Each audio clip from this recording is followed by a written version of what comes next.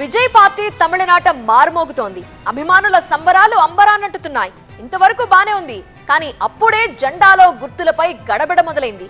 ఏనుగుల గుర్తులు తీసేయాలని అల్టిమేటంలు షురూ అయ్యాయి.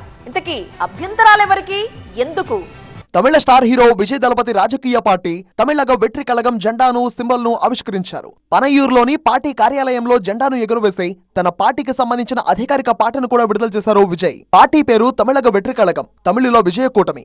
జెండా నిండా మెరూన్ కలర్ అండ్ పసుపు పచ్చ, పోరాడే తత్వానికి సింబల్ గా 2 ఏనుగులు, మధ్య వాగై పుష్పం. ఈ పువ్వును విజయానికి గుర్తుగా భావిస్తారు ద్రవిడులు.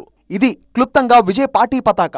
జెండా వేడుక అదుర్సనేలా ఉన్న ఆరంభంలోనే వివాదాలు చుట్టుముట్టాయి. జెండాపై ఏనుగుల బొమ్మల్ని తొలగించాలంటోంది బీఎస్పీ. కేంద్ర ఎన్నికల సంఘం నిబంధనల ప్రకారం అస్సాం, సిక్కిం రాష్ట్రాల్లో మినహా మిగతా ఏ రాష్ట్రంలోనూ తమ పార్టీ జెండాలోని ఏనుగు సింబల్ ని వాడకూడదంటున్నారు తమిళనాడు బీఎస్పీ అధ్యక్షుడు ఆనంద్. లేటెస్ట్ గా ప్రకటించిన విజయ్ పార్టీ జెండాలో 2 ఏనుగుల గుర్తుల్ని వెంటనే తొలగించాలని డిమాండ్ చేశారు ఆయన. 2004 அதில் நோட்டிபிகேஷன் கொடுத்து, அதாவது யானை சின்னத்தை அசாம், சிக்கிம் தவிர வேறு எந்த மாநிலத்திலும் எந்த அரசியல் கட்சிகளும், அங்கீகரிக்கப்பட்ட அரசியல் கட்சிகள், அங்கீகரிக்கப்படாத அரசியல் கட்சிகள், மாநில கட்சிகள் மற்றும் தேசிய கட்சிகள் யாரும் யானை சின்னத்தை எந்த வடிவத்திலும் பயன்படுத்தக்கூடாது என்று தேர்தல் கமிஷனுடைய உத்தரவு உள்ளது சொல்லியிருக்கின்றார்கள். அது நல்ல முடிவாக இருக்கும். கட்சிகளுக்குள்ளே ஒரு முரண்பட்ட ஒரு கருத்து வந்து விடக்கூடாது என்பதற்காக எங்களுடைய மத்திய தலைமை அவர்களுக்கு நேரடியாக இந்த தகவலை தெரிவித்து அந்த சட்ட நகல்களை வழங்குமாறு எங்களுக்கு கூறினார்கள்.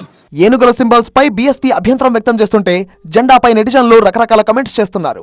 మెరూన్ అండ్ ఎల్లో కలర్ జెండా అచ్చం స్పెయిన్ జాతీయ జెండాను పోలి ఉందని ట్రోలింగ్ చేస్తున్నారు. ప్రజా జీవితంలోకి ఎంట్రీ ఇస్తున్న విజయ్ తమిళనాట సీరియస్ పొలిటీషియన్ గా మారబోతున్నారు. అయితే ఆరంభంలోనే వివాదం అభిమానుల్ని కాస్త డిసప్పాయింట్ చేసింది. బీఎస్పీ అభ్యంతరాలతో విజయ్ తన పార్టీ జెండాలో మార్పులు చేర్పులు చేస్తారా లేదా చూడాలి.